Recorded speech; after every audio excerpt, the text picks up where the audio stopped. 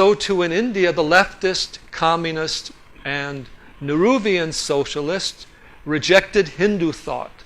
They were against Vedas and Upanishads. They repeated the same criticism of India and Hindu thought that the British colonial masters did and that the Christian missionaries held.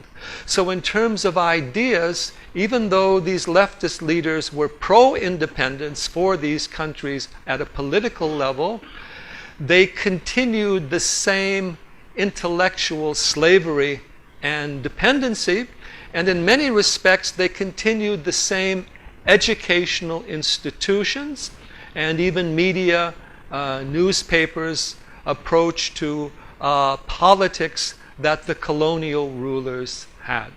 That's why I call them cultural colonialists. Culturally speaking, they would still reject the traditional Hindu culture, but they would follow the West. I think many years ago, I think his name was Sadashiv Dange. He was one of the old communist leaders. I met him during the last year or two of his life. I had some interesting discussions with him. And he knew all about Voltaire and Goethe and Shakespeare and all of these Western thinkers. You asked him about Upanishads and Vedas, he didn't know anything. Now, he prided himself in not knowing about them. But he had one lament. His wife was still a great follower of the Bhagavad Gita, read it every day, and everything he had done to turn her away from the Gita had failed. Today, you see a number of these literary figures in India giving back their awards to protest the current government. Current government is giving more support to the traditional culture. Now, if we look at these literary figures, you'll find that they know Western literature very well. They even try to imitate Shakespeare or modern Western writers, but almost none of them know Sanskrit. The Kavya literature they don't study. Kalidas they certainly would not read.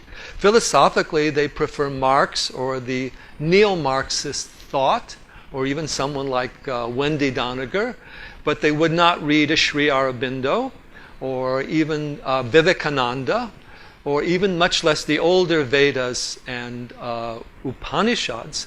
So what the left has done as cultural colonialists, they are turning the minds of the youth and the intellectuals against India's own culture. Reject the Vedas, reject the Upanishads. They would say this is all Hindu, this is all pro-caste, this is all Brahmin domination, this is fascist, this is oppressive, this denigrates women. In other words, using all the terminology of the Western left to attack the Hindu tradition and to turn people against it.